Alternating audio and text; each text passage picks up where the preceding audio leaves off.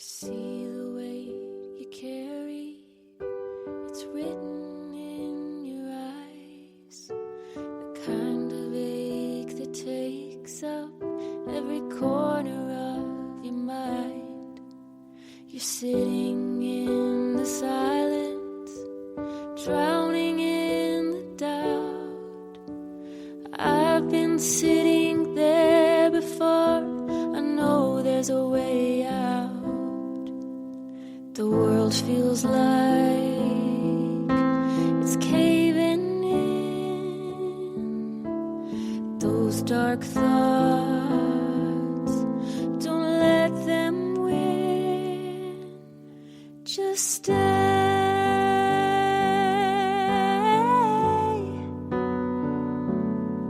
Just stay.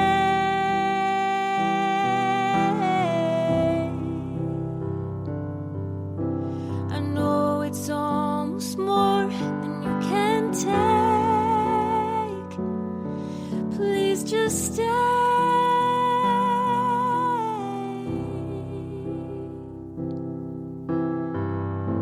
I swear the light will find you someday. And you'll be glad you stayed. So just stay.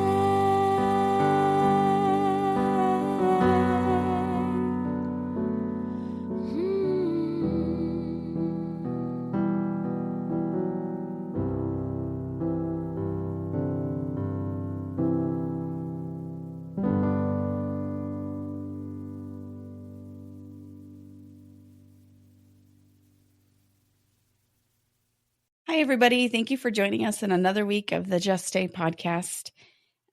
We were just talking about our episode last week with Nate and how grateful we are for people being so receptive to him and to his story. And we know he's a really special guy. And I'm sure through your guys' comments and likes, he feels that. So thank you for your continued love and support for not just us, but also for our guests. I totally agree. I didn't know Nate going into it. I had seen him. I think the reason I did recognize him was from Eli's funeral, but I was just really impressed with the kind of person that he is. And it's really cool for me to see all these people that you surround yourself with. Like, just good people, Brandy. Yeah. And no wonder you've had just so much support and love, because you surround yourself with really top-notch people, you know? Well, thank you. You know, my husband and I have always been selective about the people that we place ourselves around and about the people we bring into our kids' lives. And I think I'm to a point in my life where the surfacey stuff is nice. Like the acquaintance stuff is nice. I want to know people on a deeper level. And I think that when your intention is that the people that are willing to let you in are, generally speaking, people that are worth having in your life and that make you a better person. And yeah, I always told Elia when he was dating, I always said, I'm going to like the person you date based on how happy you are or the type of person you are when you're dating them. I'm like, if you're dating somebody and all of a sudden you're lying to me and you're sneaking around and you're doing these things, that speaks on not only her character, but also yours. I said, I can not meet somebody and not know somebody and still know if they're good for you or not based on the type of person that being with them makes you. And I think I've adopted that for myself and our friends. And Troy, my husband's really good at that and has taught me a lot about that. I really like that. I mean, obviously it pays off just watching you guys and the way that you interact with your friends. And yeah, I think sometimes I feel like I can be desperate. Sounds harsh, but sometimes I feel like I am maybe so desperate for close friendships that I'm not as selective as I should be, maybe. Okay. Like, does that make you allow people in that maybe aren't the best for you. Yeah. In the past, I think that I'm slowly getting better at that. But I think it comes from this like innate desire to feel loved or to feel appreciated. And so I think in the past I have kind of a track record of maybe letting people into my life that like I deserved better, you know, but because I just wanted to feel loved or appreciated, I wasn't as selective as I should have been. So anyway, watching you guys and watching your friendships with many of the previous guests that have come on is just really cool for me. Awesome. It's a really cool Thank perspective, you. I guess. Thank you. You're welcome. You know, I got married really young. I met my husband when I was 18, and we got married 7 months later. And so I got married, I think 4 weeks after my 19th birthday. A month later, we were pregnant with twins. So I was married with 2 kids in 19 because they were about 3.5 weeks early. And so what I'm trying to say, the roundabout thing, without giving all the details, is I remember being newly married, and there's something about newlywed friends that we have that it's so fun to like go and double date. And I'd meet a friend of mine, like, I think our husbands would get along type of thing. And you'd go on all these double dates and go to dinner and create these really good friendships. But what I started to realize is certain friends I would hang out with affected my marriage. And they either affected them for the good or the bad. And there were quite a few times when I'd be on girls' nights or just be out with my girlfriends, and it would just turn into this session of like bashing our husbands. And I remember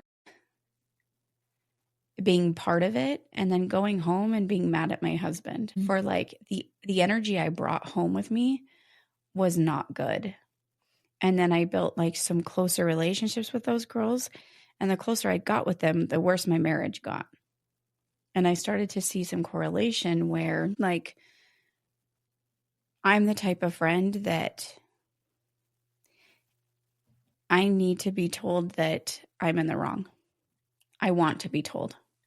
If you're a true friend to me, you will say you have cilantro in your teeth and you're acting a little bit irrational, or you know, did you talk to your therapist about this or something? Like, I don't want friendships that are like, I'm really sorry that your husband does that to you, and allows me to play victim to the most important relationships in my life when I am a willing participant. I really like that philosophy. Did you always kind of have that insight, or did it take experiences like that to kind of teach you to be more selective? No, I think it took me some really hard life experiences to be able to learn that, and having my heart broken by people that I thought were my friends. You know, I think what we put into certain relationships, we also expect them to give what we were willing to give, or do for us what we'd be willing to do for them. And that's not always the case. And so once I took a step back, I mean, it got to a point where it almost ruined my marriage. And I'm not just saying it was just that, but it was toxic. I've been in some really toxic friendships, and now I can recognize myself getting uncomfortable when people start to talk negatively about their spouses or other people. I have a hard time when people, especially when women get together, I have a hard time being in a circle of women that talks negatively about people. Yeah, I get that. I will usually try to get up and walk away, or say like, I actually know her and she's a really nice person. And so I don't know. I think life experience has taught me that. And also, I'm lucky that I have a job where I get to connect with people on a deeper level. You sit in my chair every 6 weeks for 3 to 4 hours. I get to know your hardships. I get to know a lot of your whys behind what you do, and I get to know you as a person. And most people that we are talking negatively about are just misunderstood. I wish I could keep that perspective all the time. You know, I saw this video the other day. It was like this aerial shot of cars and traffic. And, you could see all these different cars passing, and over each car it had like what that person was going through. So like cancer free, or just lost their job, or in a fight with their family, or, different things.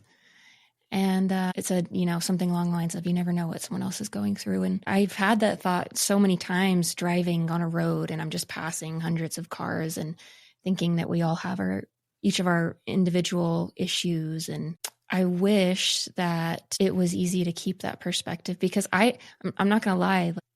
When you say that it makes you like uncomfortable talking, or like when people start talking bad, it's not that I like it, but I wish that it made me feel unsettled when I'm in a setting like that, or if there's someone that maybe I don't necessarily agree with what they do and I struggle with them. And if a bunch of people are like crap talking that person, I'm not going to lie. I think that I've probably just been like, that's what they get, that's what they deserve. Mm-hmm. But the thing is like, yeah, we're all humans. We're all going through crap. We all experience pain. Why is it so hard for me to remember that kind of mindset, when I'm in situations like that? But I appreciate you saying that, because, it's so true. It's so true. And then when you add the mental health aspect into that, you never really know who's struggling with their mental health, right? And I know that there have been many instances in my life where I've kind of judged someone for how they've behaved or reacted in a certain situation, and then later found out that they're going through something, like even mentally, and that wasn't their best self, and feeling really guilty that I had that initial judgment. Yeah. I need to be better at giving people more grace instead of what's the word? Being so cynical all the time. Yeah. All the time's a stretch, but I tend to be a little more cynical of people. Yeah. Well, and I think there's something to be said about when we're struggling with somebody, and somebody else has those same struggles or is speaking negatively about that person. It's almost validating for us to be like, okay, so she is kind of crazy, or it's not me, it's actually her, But then when I sit in a group of people and they're bashing on somebody that's not there, in my head, I'm thinking, what are they going to say when I'm not here? If it's so easy for them to talk about somebody that's not in front of them, then when I'm not in front of them, are they saying the same thing? I totally get that. And so I think when things are being said and it crosses that boundary of like, that would hurt my feelings if I was sitting here and they were saying these things about me, or if I found out that they were saying things about me, I would get my feelings hurt. For sure. And so that's where that, like, I think that's when I started to really set those boundaries and draw that line, is I was like, if I would be uncomfortable right now, or it would hurt my feelings, or I'd be sad about what they're saying, I need to remove myself. Yeah. And setting boundaries with friends is really hard. It is really hard. I'm not the best at it. My best technique is avoidance. Relatable. Like if I know if it's going to turn into something that I'm going to be uncomfortable with, I just won't go. Well, yeah, it's hard to be put in a situation where you may not feel right about something, but then I don't know, maybe this is just a me problem, but I always worry that I'm going to compromise like a friendship if I speak up, or if I say something or disagree, or, I used to have, we're still friends, but I used to have a really good friend that when we were together, it seemed like all we did was gossip, and all we did was like talk bad about people, or like that's kind of like where the conversation would always go. And after having other friendships, I started realizing that actually wasn't the kind of friendship that I was looking for. And yeah, and I did I have the courage to be like, hey, it's not cool that I feel like every time we're together, like this is all we can talk about. But it really was a little more surface level than I think I expected it to be. And so yeah, and I kind of just, made other friendships, and that was a little difficult for me, but I think that I didn't like the way that I didn't like the way that I felt. I didn't like that I felt like once I'd experienced deeper deeper friendships and talked about deep, important things that are important to me, like I was like, why would I sit around and gossip about a TV show or, just like crazy. My priorities shifted. But anyway, I appreciate you sharing that though, because that is something that I strive to be more like that. Yeah. Yeah. I think that another thing that I was thinking about is some of my best friends are in their like 50s and 60s. Like, I love that age of women. They're some of my best friends. And I think it's because they've grown past that. Like, they understand more what life's about. They understand what real friendships look like. There's a level of trust there that I'm like, I can tell you this and I don't think it'll go anywhere. They aren't comparing possessions. I don't know. I just like, there's something very safe for me in that age group. And I think it is life experience. And unfortunately, I think with all the life experiences I've had, I'm like a 50-year-old woman. I feel like I'm like a 50, 60-year-old woman because I've gone through so much, Yeah. And at the end of the day, like, a lot of that stuff we're talking about doesn't matter. I want to sit and spend hours with people and talk with people about stuff that matter. And that's what's important to me. That's what like a real relationship was built on. I love that. I think my therapist I think she's in her 50s, but she always tells me, gosh, just wait till you turn 50. It is the best because you stop caring and you stop like worrying about what other people think about you. And I know that that's probably relative with every person, but getting to a point, what you're talking about, getting to a point where I'm like, I don't care my priorities. It's not that I can't do it now, but I almost feel like my brain requires a little more life experience to be able to solidify that belief, if that makes sense. But I'm really excited for that day. And I'm not saying that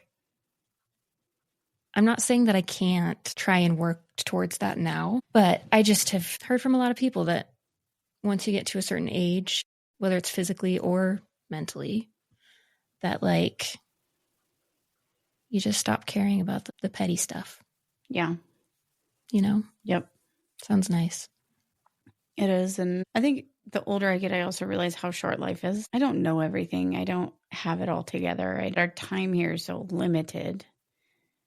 I want to spend it with people that I feel safe with and that make me a better person.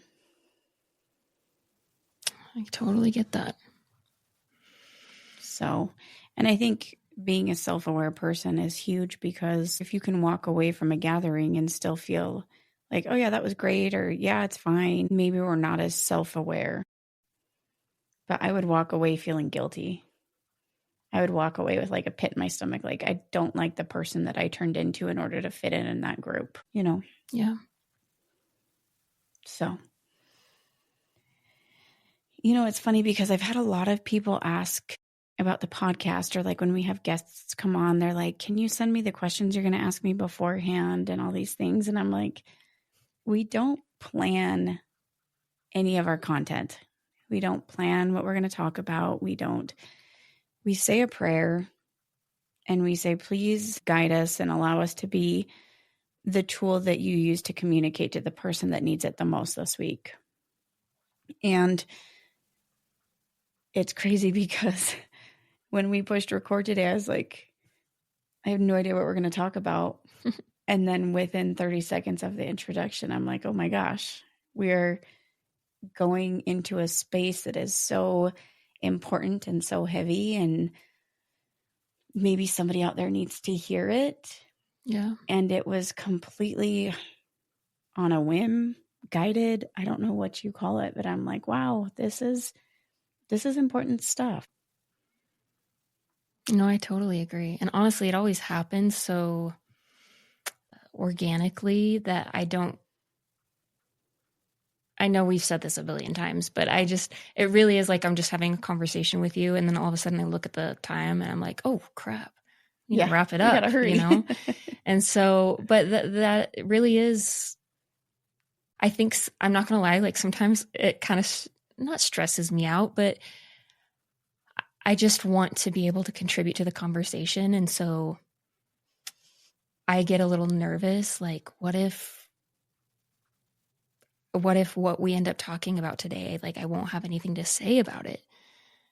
But every single time we start talking, I mean, that's literally never happened, you know, and it's just us having a conversation. And like, these are things that we would do even if the mic wasn't here, you know? So I was gonna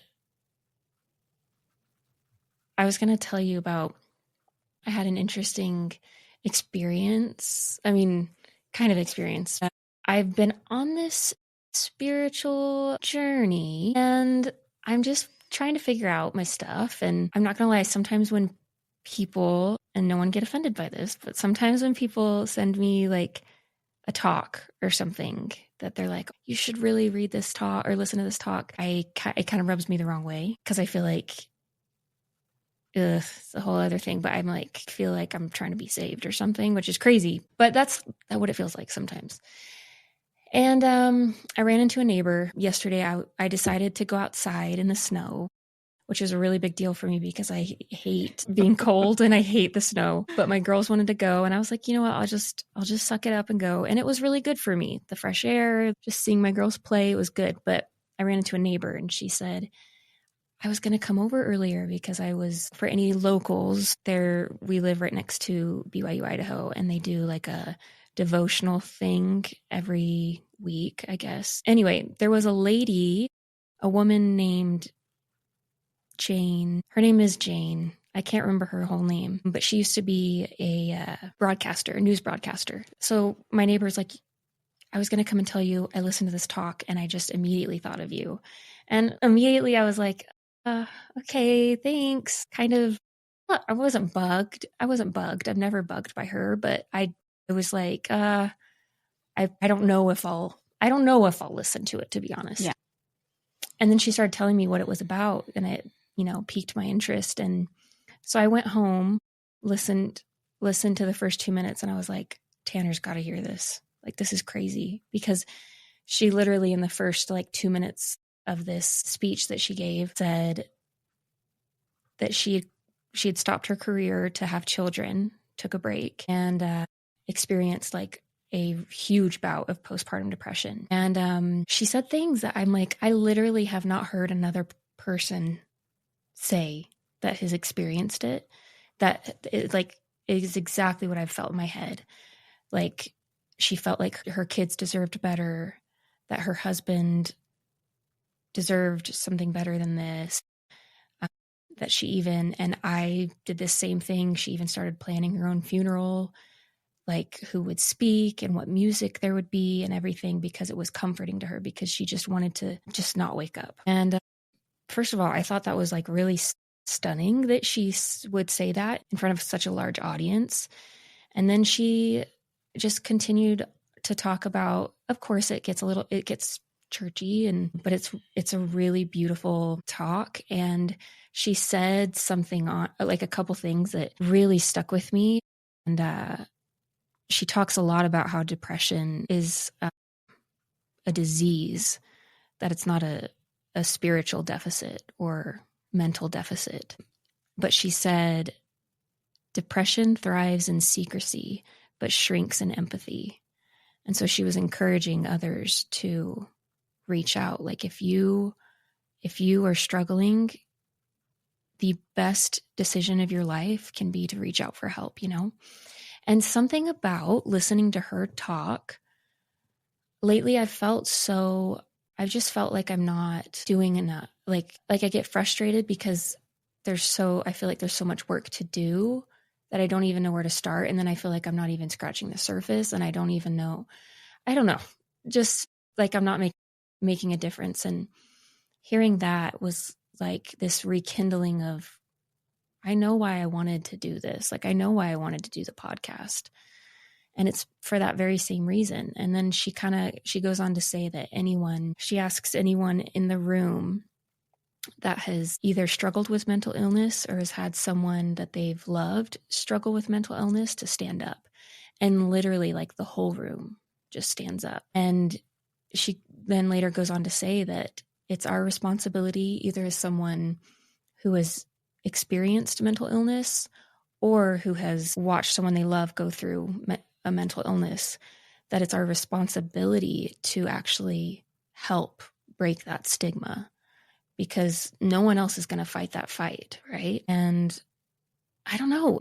They're all things she said that I know deep down, but for some reason I just needed to hear it today, I guess. And so on the way here, I just had like just this warm feeling of, I'm just really grateful for this opportunity to talk about it, even though sometimes it gets hard and heavy. And maybe sometimes it's draining. Like, I'm so thankful that we're in a place that we can talk about it, because people that are struggling aren't in the position to talk about it. And I forget that. I forget that when I was there, I didn't want to, because I didn't think anyone understood. Yeah. And so now it's not to put too much pressure on myself or anyone else, but I do feel a sense of responsibility, because I am now in a better place and I've been there, you know? And same with you. Like, you've literally seen your child struggle with that. And I wonder sometimes, like, what makes me qualified to talk about this? Like, what's so special about me that I get to talk about this? And I think we're qualified because we've been through it, you know? Yeah. I think life experiences qualifies us for quite a bit. But also, those thoughts that she said are probably thoughts that you kept to yourself, because you're like, this is crazy. Like, I will be judged for this. I'll be this and this. And by her speaking the words that you had already felt, you found comfort, right? If we don't speak the words that might feel uncomfortable or crazy or anything like that, then how are we going to comfort anybody? That is so true. So I had kind of a cool experience yesterday. I have a lady that I've cut her hair a couple times. She's a newer client. We always end up talking about things really philosophical, even though her appointment times are like 30, 45 minutes, maybe. She's quite a bit older than I am. But I remember her first haircut. She told me that she had lived a religious life her entire life, and that she no longer believes in God. And for me, when somebody says that, I feel shut down.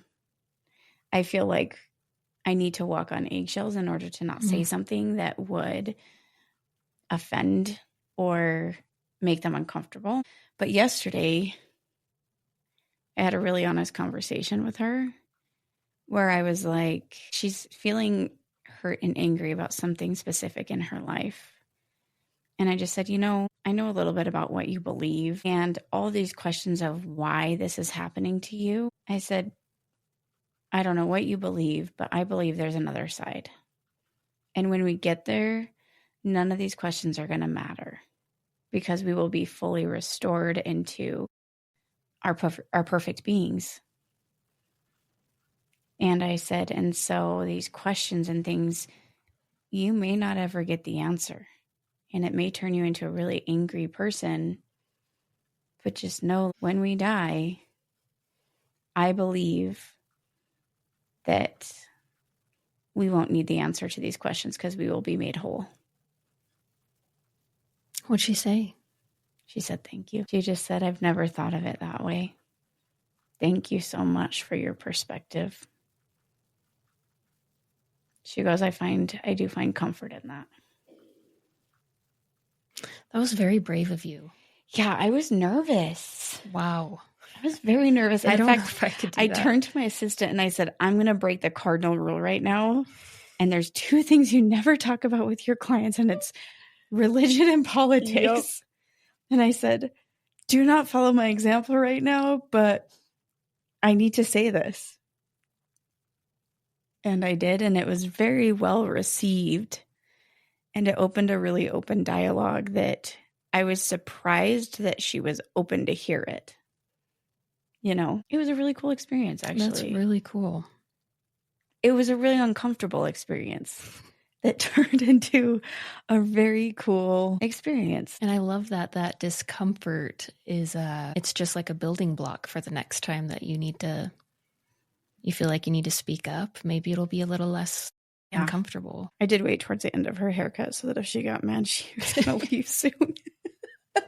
Smart. But there's also like this nagging feeling that I feel like sometimes when we have conversations with people, there's like this feeling that's like, say this. And you're like, no.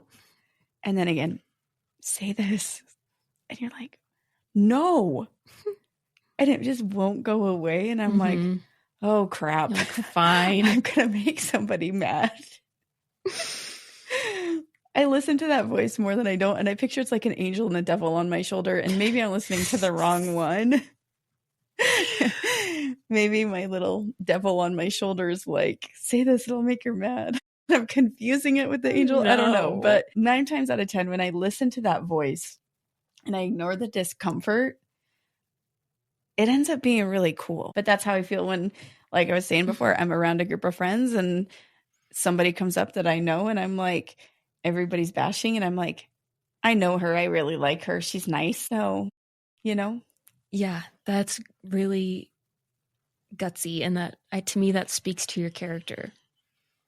Well, I'm not saying like I'm perfect in every way. There's No, still times I when I walk away from situations or from conversations and I'm like, why did I say that? Or why did I, like, that's not me. Or that's not the me that I want to be. Yeah. But then I also have people sit in my chair and they'll say, you're not the typical hairdresser that wants to gossip and all these things. And I joke with them that blackmail's my retirement plan because I know everybody's secrets. But it's also because they know I'm not going to tell anybody. Mm-hmm. Like, it's not my place to tell. It's not, I don't know. I feel better being the person that people can come to and confide in and trust with their secrets than being the person that knows everything that's the first to give the spiel. Yeah. Spill the tea. Yes. And I know lots of those. But yeah, I know you're not perfect, but I'm just saying, like, character-wise, like, that is a very good character trait. Well, thank you. I don't know what I would classify it as, like what trait that is, but you definitely want Brandy on your side. Well, thank you.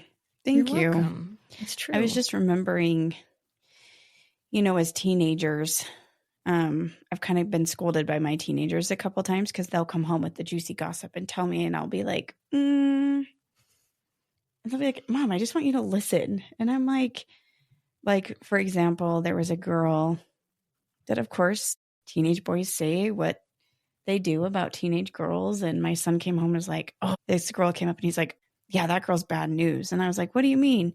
Well, I heard this and this and this. And I was like, that's really sad for her. I said, I want you to know that that's what people used to say about me in high school. And he was like, really? And I said, yeah, and none of it was true. And I said, unless you have personal experience with her, you shouldn't be saying it. And so anytime you're like, seriously, Mom, especially the boys, when they come home and like tell me something really bad about a girl, I'm like, that's what people used to say about me. And they're like,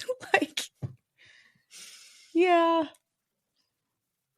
That's a really good lesson to learn for them. Yeah, it's good. And I do want to be that place that they can come to and talk to, but I'm also like, I'm not going to entertain this. Like, I'm not going to encourage or entertain these things that you have no personal experience with. It's just because somebody told somebody that told you. Yeah.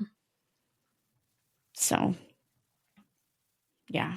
I'm really happy with the direction that this podcast went. I feel really good about this conversation that we've had. And I feel like it's not a conversation that's had a lot, but I think somebody out there may need to hear it.